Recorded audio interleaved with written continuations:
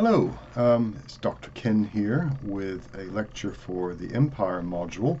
Who will have the notes and slides for this, but in the great tradition of democratic Athens, of which I'm primarily an historian, anyone who wishes is welcome to watch this video and enjoy it, or not, as the case may be. So this is for the, as I say, for the Empire module, and despite being a Greek historian, I'm going to talk about Roman history today. In particular, the growth and rise of Rome as an imperial power and Rome at its height. So that's roughly spanning the period of about 500 BC to about 117 AD. And this is to illustrate, I suppose, one of the more famous examples, obviously, of greater empires in the ancient world that was quite successful for quite a long period of time. So how did Rome become an empire? Well, certainly its early history, there was no indication right away that it would be, because it was just another obscure city-state in Italy, surrounded by many other city-states and federations and leagues and so forth, that any of which could have risen to dominance, but for whatever reasons didn't. Rome seems to have started empire formation at a very early period. Even when it was still a kingdom, it began absorbing some of its neighbors through various conflicts. Now, it's worth pointing out that we don't know precisely the origins of Rome or many of the city-states that were in Italy, apart from the Greek ones that were established as colonies. But the Roman historians maintain, and we have no reason to doubt them necessarily, that Rome was essentially made up of castaways, of unwanted individuals from other city-states that came there to form their own city. And that may be, in no small part, the key to, or a major key to, Rome's success, in that it, having such humble origins, such diverse origins, it could be a lot more inclusive than maybe a lot of other city-states tended to be. Certainly the Greek city-states were much more exclusive about things like citizenship. So Rome begins expanding early on, absorbing its neighbors in the Latin territory around it, and then around 500 BC, something happens socially. This is a period of social strife throughout the ancient world anyway, for various reasons, probably to do with economics, but changing technology and things like that. And they kick out their kings. They form a republic, get rid of their kings. And that facilitates further wars, because their kings have allies, particularly amongst the Etruscans to the north. And this leads to a series of wars called the Wars of Consolidation, in which the Roman Republic begins absorbing the rest of Italy piecemeal. And so by the time we get to about the 3rd century BC, most of Italy is under the control of Rome. And the rest of it will be soon after. There are some episodes involving a man named Pyrrhus of Epirus, who's called in by the Greek city-state of Tarentum to aid them against the Romans. Pyrrhus famously attacks the Romans multiple times, has multiple victories, but they're very costly victories. And Pyrrhus famously says, he's a prince from the kingdom of Epirus in Greece. He famously says, "One more such victory and I'm undone." Pyrrhus eventually gives up fighting the Romans and goes off to fight other wars elsewhere, and the Romans will absorb again those territories that Pyrrhus had been called in to defend. So when we come to sort of the end of the 3rd century, getting into the 2nd century, Rome is in control of most of Italy by that point, and they find themselves involved in an international police action. This is what we call the Punic Wars. So the other major power, and certainly a larger power at the time than Rome, was Carthage, based in North Africa, roughly where Tunisia is today. Carthage is in control of a large part of Sicily and Sardinia, and Corsica as well, I believe. But there are also Greek city-states in Sicily, Syracuse, which is nominally an ally of Rome, as well as other Roman allies who were settled there. And they they appeal to Rome for help against the Sicilians. Rome is initially reluctant to do so because, and this is another important factor that will be fundamental throughout Roman history, they believe in a casus belli. There has to be a cause of war. That's what that translates to, a cause of war. This is the just war theory. So Rome will never be the aggressor, they say. There will always be a reason for them to go to war. Somebody will have had to provoke them. So the Carthaginians causing trouble for their allies in Sicily were apparently sufficient for the Romans to get involved. They go into the First Punic War, not being a naval power, whereas Carthage is. Carthage is at least as good a naval power as any of the Greek city-states at their height. And initially it doesn't go well for Rome, but they learn to replicate the Carthaginian tactics. They develop a navy. It's not a very good navy, but it's a bigger navy than what the Carthaginians can float. And so in the end they win the First Punic War, gaining Sicily, and then take advantage of the Carthaginians, who were involved in an internal struggle at the time following the defeat in that war, to take over Sardinia and Corsica as well, though that wasn't part of the treaty. So Rome is expanding. Rome is becoming an empire. It doesn't have an emperor yet. It's ruled by a republican system with elected officials taken primarily from the elites of society. It's a kind of family oligarchy that's in charge of Rome. But make no mistake, it is an empire as soon as it consolidates Italy, or as soon as the early city-state of Rome starts taking over territory of its neighbors, it becomes an empire, but it's a growing, expanding, centralizing, expansionistic, militaristic empire. What follows is a short period of peace, and then the Carthaginians begin expanding again. They go into Spain and bits of France and other areas, the rest of the other islands in the Mediterranean. Rome will then be the aggressors against Rome, this time in a kind of war of revenge, not entirely unprovoked, but they attack Rome. This is Hannibal's famous march across the Alps with his elephants, striking several key sites throughout Rome, cities on the way all the way down to Rome itself, taking a number of Roman cities, and then at the gates of Rome, Hannibal demands their surrender. This was a crucial moment in Roman history because they could well have been wiped out at that point, but they weren't. Rome resisted. His supply lines were stretched. Pardon me, and the Romans quickly retook those territories and cities that he had taken, and he was made to withdraw. The Romans then fight back, and they send armies into Spain to take over the Carthaginian holdings there. This is where Scipio Africanus, the famous general who will eventually defeat Hannibal, comes into play. So they fight a war in Spain, kick out the Carthaginians, and then take the war to Carthage itself, with the upshot being that they get most of the Carthaginian territory. So now Rome is truly a proper empire. And there will be a third Punic War in which they destroy Carthage utterly and take over all of its territory as well.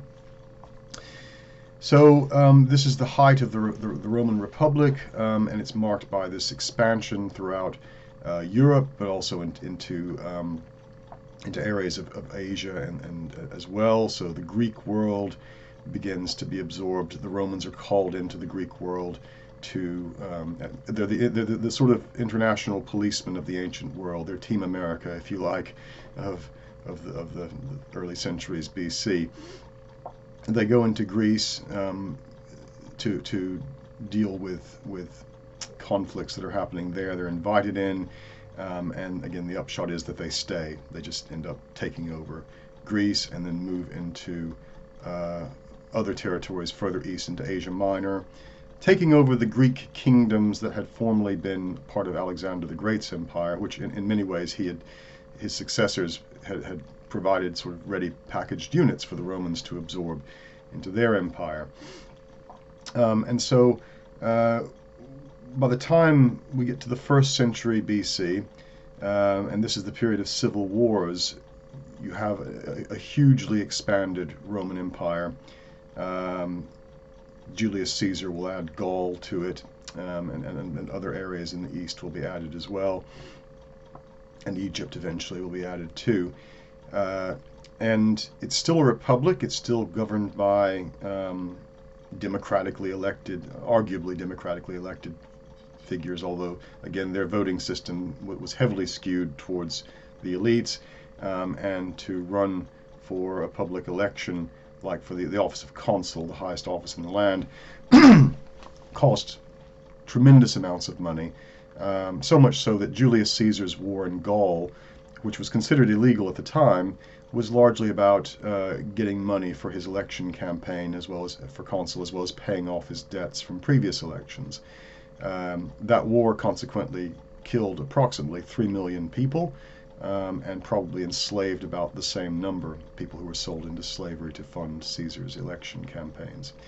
Those were the stakes, and it was big money that bought political positions, and there's fierce competition amongst the elites of Rome.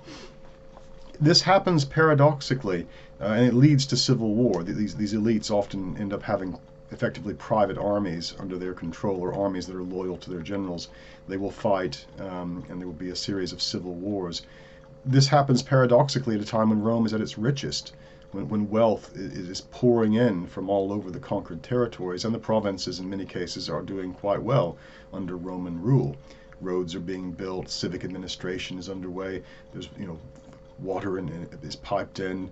It's a lot of benefits they get from being part of the Roman Empire, but because of the fierce competition amongst the elites, it leads to a series of civil wars. And I don't have time. That's not the subject of this today, but we end up with Julius Caesar being the victor of the next to last round of civil wars and becoming dictator of Rome. Some thought he was going to set himself up as king. It's unclear whether that was his intention or not.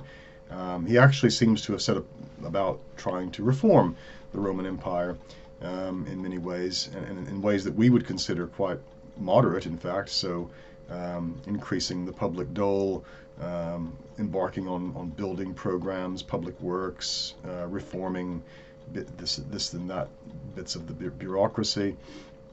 But he did it with a heavy hand. He did it like a general, which is what he was. And it incurred the wrath of his senatorial colleagues, who got together and killed him famously on the 15th of March, 44 BC.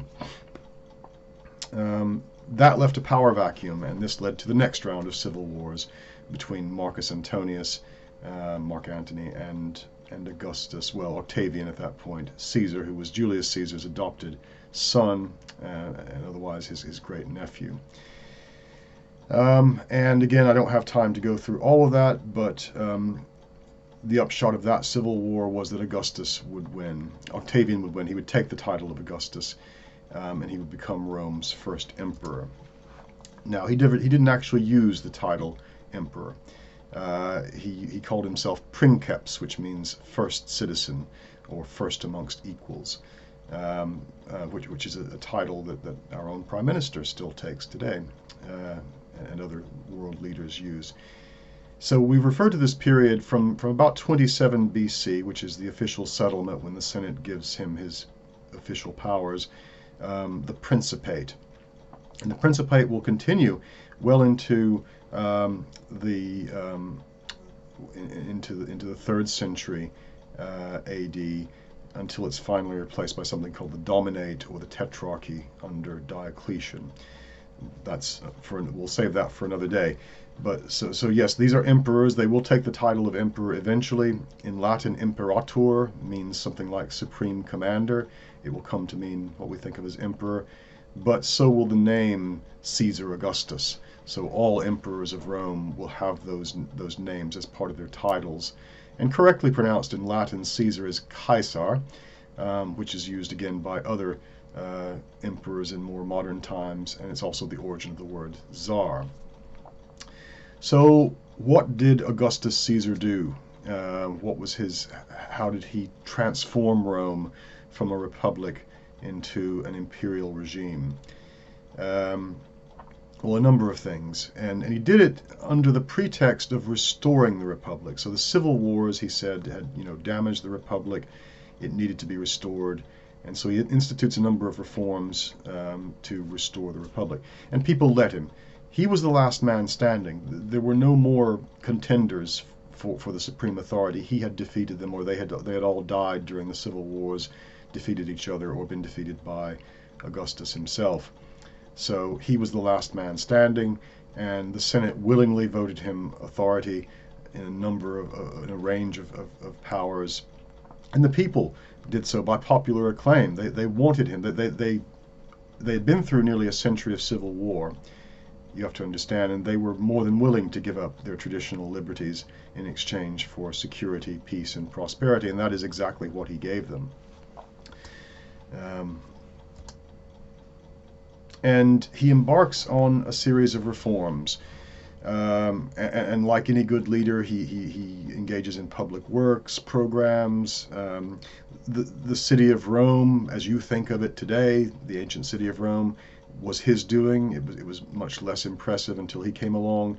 He has many impressive buildings constructed, temples, but also government buildings and functional things, public baths, aqueducts, roads, all sorts of things.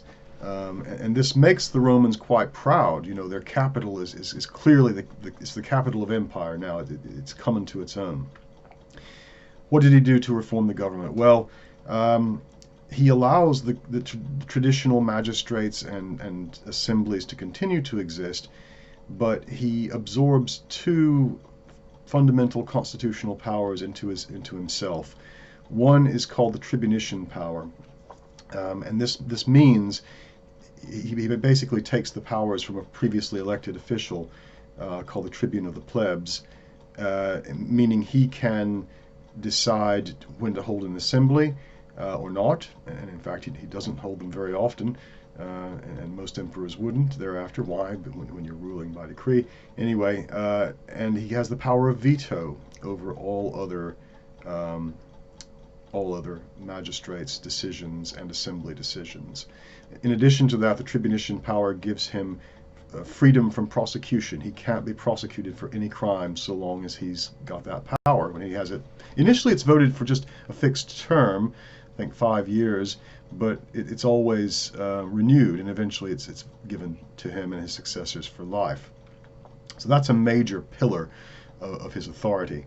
Another one is called the proconsular imperium, or the proconsular power. And there's been a lot of debate about this. I won't go into the debate, but essentially what it means is that he has the power of a governor over all Roman provinces.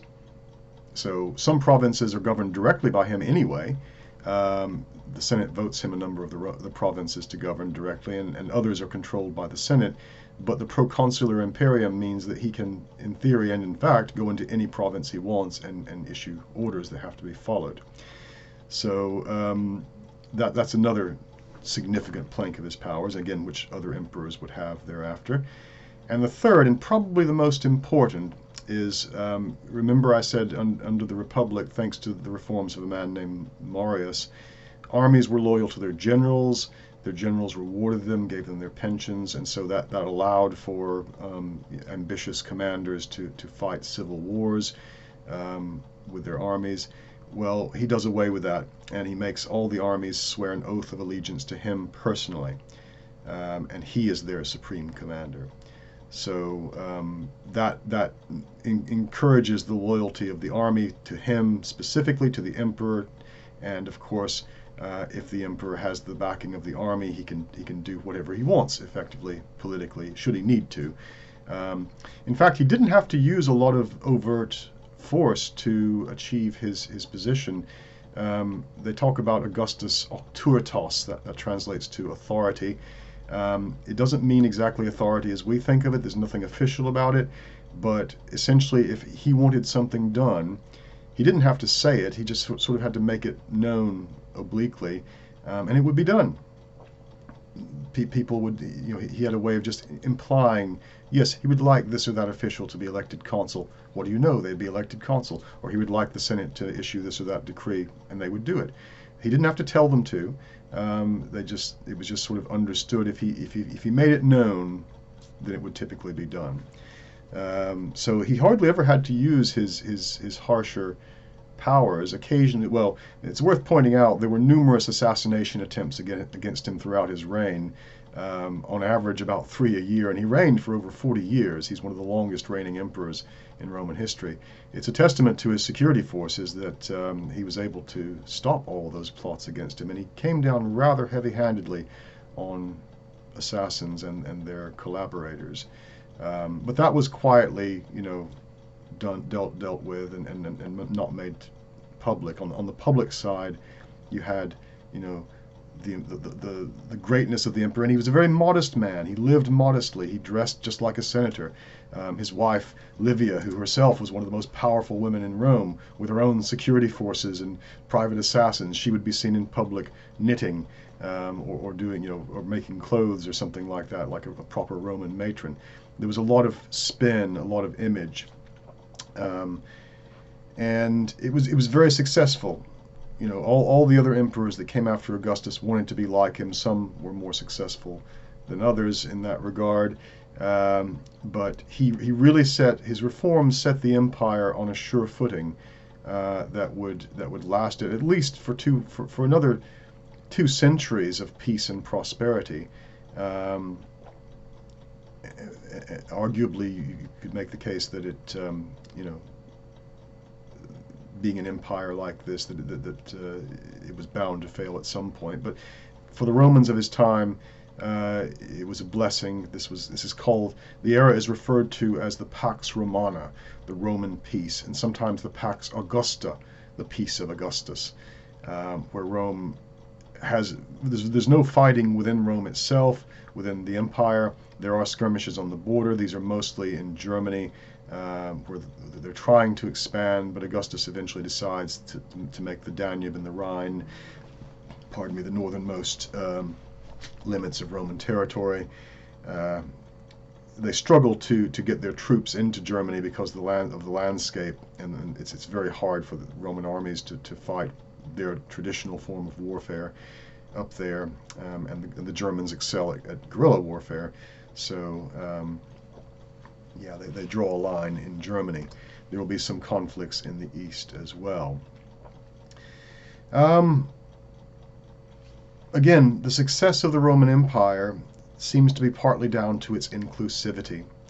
Whereas, as I mentioned, the Greek city-states had been very exclusive about citizenship, Rome is increasingly open to allowing other people to become Romans. Even slaves. You mustn't think of slavery in Rome as being, like the race-based slavery of the 19th century, or earlier in Europe and America. It's kind of almost a level of citizenship, really, because slaves have rights. They have the right to work independently from whatever their masters have them do and earn money to buy their freedom. They become freed men and women at that point. They're not full citizens yet, but they have more rights than slaves. And after Augustus' time, if they had children, and added to the population, because Rome's population had been depleted thanks to the civil wars, they became full citizens. We have surviving accounts of this, registration notices, certificates, from the Roman city councils saying, "Congratulations, so and so has now been made a citizen." It was a big deal, and most slaves eventually were freed anyway once they became too old to work. So it's not, again, the same. I'm not praising the system. I'm not saying it was great, but it's certainly better than other forms of slavery that would come thereafter. Anyway, so as I say, Rome is inclusive, and not just inclusive with foreign peoples and customs, but their religion as well. And this is, I think, another key to success as an empire. Rome, of course, is polytheistic. Their gods are mostly adopted from other people's gods anyway, from the Etruscans and from the Greeks. And as they encounter new peoples throughout the world, who are mostly also polytheistic as well, they absorb their gods into them. And this is one of the keys of their success. I'll talk about some of those in just a moment, but I want to mention the cult of the emperors, and the cult of Dea Roma. Dea Roma is the divine personification of Rome herself. She's portrayed as a warrior woman, Looks very much like Britannia on the 50p coin, and Britannia herself is a leftover from the Roman occupation. She is the Roman personification, the goddess of Great Britain, or Britannia province. Anyway, so throughout the empire, after the time of Augustus, or during his lifetime and after, temples are established to the emperor and to Dea Roma. Now, when Augustus dies, the Senate vote him as a god, and they will do this to emperors that they like. They won't do it for emperors they don't like. But he is the divine Augustus. He was actually being worshipped as a god during his own lifetime, but not in Rome. That wasn't allowed in Rome. It was only allowed in the provinces. Now, did people actually believe he was a god? Some probably did. Most may or may not have done, but the imperial cult served a number of functions. So in a newly annexed territory, or an area that's being Romanized, as it were, these temples would be set up, and the local elites would be given jobs as priests in the temple. So that bound them to Roman tradition, enforced the civic cult of the emperor and also the divine personification of Rome, gave these guys jobs, as I say, gave them status, and so it's both a help to the local economy and also a way of winning hearts and minds, as it were, or conditioning them, if you like, Romanizing them through religion. So that's the case. It's the cult of the emperor and deified Rome that kind of reach out like missionaries throughout the empire. And you'll still find these temples in places like in parts of France, but also in Croatia, and Turkey and other parts all throughout the empire. It was the temple of the divine Claudius that Boudicca burnt down during her revolt in Colchester in the 1st century AD. So that's one factor. Another, as I say, is the adoption of foreign deities. And we get this, as I say, at a number of levels at a number of occasions throughout Roman history, from its beginning up to arguably the very end of the empire. A good example is Bacchus, who comes from the Greeks. Now, there are many examples that come from the Greeks that get adapted, but Bacchus, or Dionysus in the Greek tradition, is a god of wine, but he's also a god of theater, drama, and all sorts of other things. In Rome, he's sort of transformed into basically just a god of drunken partying, because they've already got a god called Liber Pater, who becomes Bacchus, who takes on the role of Bacchus. And a lot of the gods of Rome are adapted from other gods, or merging some native Latin deity with other gods of the Greeks in particular, and the Etruscans. And the Etruscans get their gods, a number of them, by way of the Greeks as well. So a double dose of Greek religion in Rome. But then there are other gods that are brought into the Roman tradition, that come from places further afield, like Cybele, or the Great Mother, and she's actually from Phrygia, which is in modern day Turkey. So she's an Eastern goddess. Supposedly, a book of prophecy told the Romans to bring her into their religion, because of a crisis, and that she was meant to be the answer to that crisis. But it was a very strange religion compared to traditional Roman ones. The priest of Cybele had to be eunuchs, and that presented a problem, because in Rome a eunuch can't be a citizen. This is a castrated male. So what do you do? Eventually the Emperor Claudius allowed them to become citizens. But that's an example. Other examples include Isis and Serapis. Isis is, of course, an Egyptian goddess, but as Egypt becomes part of Rome in the 1st century BC, following the defeat of Mark Antony and Cleopatra, Isis and her cult are welcomed into Rome, and welcomed particularly by the poor. She seems to be a goddess, amongst other things, of forgiveness. It's been noted that early Christianity may have adopted a number of elements from the Isis cult, because it taught forgiveness and salvation through forgiveness. Isis herself is portrayed wearing a blue gown, and one of her titles is Stella Maris, Star of the Sea. So she's a particular goddess, patron goddess of sailors as well. Another god is Serapis, and he was actually an invented god. The Ptolemies, the dynasty that rule Egypt after Alexander the Great, who are the Macedonian Greeks, they merge a Greek god with an Egyptian god and creates Serapis. He's also adopted by the Romans. So you can see why this would be helpful though in an empire, because it gets the people on side in the conquered territories. Their gods are now being worshipped in the Roman capital, and are accepted wholeheartedly into the pantheon. I'll mention the Sibylline books very briefly. These are books of prophecy which were allegedly sold to the last king of Rome, Tarquin the Proud, by the Sibyl, who was a priestess of Apollo. They have supposedly the future history of Rome written in them, and the priests of Rome consult them in times of crisis. And so it was the Sibylline books that told them to adopt Cybele. They also tell the Romans to adopt Apollo at one point, and they do wholesale. Apollo is just, there's no merger with any native Latin god. Apollo is just borrowed in as he is, and he's welcomed again to deal with a crisis. I believe it was a plague on that occasion that they adopted Apollo for, and it was it's interesting. I think it's probably really excellent marketing on the part of Apollo's cult, because the Sibyl, if the story is true, the Sibyl is a priestess of Apollo. And it's interesting that the books tell the Romans to adopt Apollo as a god. But anyway, they supposedly were lost in the sackings of Rome that will happen in the 5th century, 4th and 5th centuries AD. If they still exist, they're probably in the Vatican Library, but we may never know.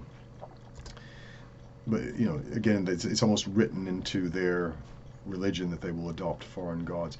And there are many, many Roman gods. I don't have time to go through them all, but they do end up with a huge pantheon of gods. There's a god for just about everything, every place, rivers, provinces.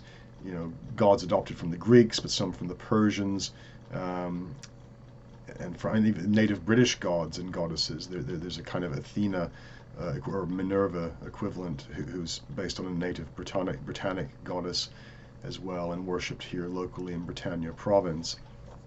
There are many, many gods, and including Mithras. Mithras is worth mentioning. He's a god worshipped by the Roman army. Again, comes from Asia, and it's a mystery cult. Mystery cults involve acting out the heroic deeds of some god or hero. So we don't know precisely what went on in the cult of Mithras, but it was popular with the Roman army. So wherever the Roman army was, the cult of Mithras would be brought. So this is the case of an Eastern religion being spread throughout the whole of the empire, again because it was popular with the army. And so if you go to Hadrian's Wall, there's a Mithraion, a temple of Mithras up there that's been uncovered. There's one in London, Londinium as it was once called. It's in pretty good condition, actually. I think it's in the basement of a hotel. It's been preserved so you can actually go down and see it. So again, this inclusivity proved to be very helpful in the spread and control of the Roman Empire. Now, a problem the Romans would encounter with religion has to do with the Jews and the Christians. These are monotheistic religions, and you can't really absorb a monotheistic god into a polytheistic cult, or vice versa. So in the case of the Jews, they were given special permission to worship their own god, but also to pray for the emperor and the Roman gods as well, which supposedly they did, although I don't think they liked it. The Christians were a different matter. They weren't an ethnic group, and so they run into more problems with the Romans religiously because of that, and they are persecuted for a time, although it's sporadic. It's not a consistent persecution until we get into the 3rd century crisis. And then later Christianity will be adopted by the Roman Empire. That's another story altogether. But like I say, one of the keys to Rome's success is inclusivity, the ability to both assimilate other cultures, but also to share, to take from their religion and spread it and accept it as part of their own, and other cultural features as well. I want to talk briefly about Rome at its height, and I'll just discuss 2 emperors from that period, Trajan and Hadrian. We refer to that period of the Augustan peace, or the Roman peace, from about the time of Nero up until maybe around the time of Marcus Aurelius, as the second sophistic Now, the first sophistic was classical Athens, the time of Plato and Socrates. The second sophistic is characterized by a flourishing of Greek culture and art and literature and philosophy in the Roman world. So, as I say, the Romans absorbed the Greek East and Greece itself, but as Horace wrote in one of his poems, the conquered, having been conquered, conquered the conqueror. And what that means is that though Greece was conquered by Rome, pardon me, Greek culture in turn conquered Roman culture. And we call this the second sophistic. This is where a lot of our sources come from. Many of them are Greeks who were assimilated into Rome. By the time of Hadrian, certainly you find Greek aristocrats becoming Roman citizens, some of them becoming Roman emperors, not emperors, sorry, Roman consuls holding high offices of state, becoming governors of provinces, etc. So it's a merger of cultures. And two prominent emperors, as I say, worth mentioning in this period are Trajan and Hadrian, and their reigns more or less coincide with the Roman Empire at its height. Arguably, the death of Trajan in 117 AD marks the apex of Rome's power. So briefly, and the notes tell you a lot more about this than I've got time to right now, but Trajan he was a military man, served in Syria. He's from Spain originally, interestingly enough, and he's the first emperor not to come from Italy. But after the Julio-Claudian dynasty is gone and we get the Flavian dynasty after that, the emperors are typically military men, generals, career officers, that sort of thing. And the emperor before Trajan, Nerva, seems to have adopted him. Well, he did adopt him. We're told that in AD 97, Trajan receives a handwritten note from Nerva informing him of his adoption. And we don't know if this had been planned. Nerva apparently had no offspring. This was pure politics, though. Nerva needed a strong successor to shore up his reign so that he could ensure its continuation. And his own authority, Nerva's, had been somewhat shaken by the fact that his predecessor had been murdered. So this helped. Trajan was very popular with the army, and he's designated as heir. Nerva dies in January of AD 98, and Trajan then enters Rome in a triumph with jubilant crowds rejoicing at his arrival, we're told. He entered the city on foot, embraced each of the senators, and even walked amongst the ordinary people, which had been rather unlike most of the earlier Roman emperors, although in some respects it's not dissimilar to Augustus. So Trajan might be seen as a new Augustus by some. He was a well-educated man, but not a particularly intellectual one. He was more of a military, sort of very dominant, masculine figure. He embarks on a program of public works. You'll find this time and again with successful emperors. Hadrian, again, will be no exception. Programs of public works very popular. They provide employment. They aggrandize the cities. And it's not just in Rome, it's throughout the empire as well. And he establishes or reinforces the imperial funds for the upkeep of the poor. This is called the alimenta. It's a system that would still be in effect 200 years after Trajan's time. So a kind of a dole, a welfare state, which is considered the responsibility of the emperors. It had been going on since the time of Augustus. Trajan reforms it, makes it even better. For all his virtues, though, Trajan was not perfect. He tended to overindulge in wine, apparently had a fondness for teenage boys, but more so he enjoyed war. And much of his passion was due to the fact that he was very good at warfare. He was a brilliant general. He has a number of military achievements. His most famous, though, probably, is his campaign against the Dacians, or Dacia, modern-day Romania for the most part. This was a powerful kingdom north of the Danube, as I say, in modern Romania. He fought 2 wars there, which resulted in the destruction and annexation of that province from AD 106 to AD 100 to AD 106, so over the course of about 6 or 7 years. And if you can go to Rome today and see Trajan's column, which was carved in relief to show those battles, and so it depicts the warfare in Dacia or Dacia, and all along the sides, a kind of propaganda, but also a way of celebrating his victories there. Now, why take this province? And this, by the way, would be really the last major bit of land to be added to the Roman Empire, which is why we say this is Rome at its height. Well, the reason has to do with gold, basically, gold and silver. These are natural resources that were available in the province, and the Romans strip-mined it for all it was worth. Unfortunately for the native Dacians, the Dacians, their population was either exterminated or sold into slavery, absorbed utterly into the Roman Empire. Ethnically, as a group, they more or less ceased to exist. And the province was heavily settled by the Romans, which, interestingly enough, the modern-day Romanian language is actually closer to ancient Latin than Italian is, so I'm told. So that's an example of a heavily Romanized province, and as I say, the last example that we would have. Trajan would fight other wars, particularly in Armenia, which he sought to annex and did eventually annex, and Parthia. The Parthians were the successors to the Persians. They had been fighting back since the time of Alexander the Great, and they would prove a thorn in the side of the Romans for some time to come.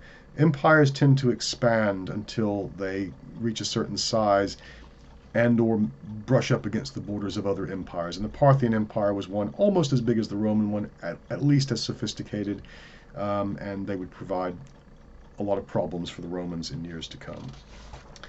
And I put, as I say, more in the notes about that. There were revolts in Jerusalem as well under Trajan, which Hadrian would have to deal with. And there had been revolts in Jerusalem. It had been a fractious province for a very long time. Hadrian would try to deal with it, but usually the Romans were quite heavy-handed, unfortunately, with the Jews, and this didn't help matters. In August of AD 117, Trajan dies, and his remains were placed in a golden urn at the base of his column. He is considered one of the most perfect Roman rulers in his time by his own people, and there was a saying to new emperors, "May you be more fortunate than Augustus and better than Trajan," because the two are sort of associated together. Next comes Hadrian.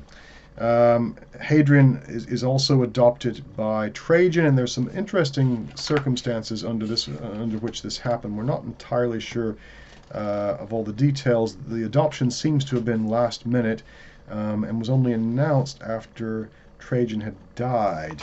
Not only that, the Empress Plotina kept Trajan's death a secret. So Trajan died on the 8th of August, AD 117.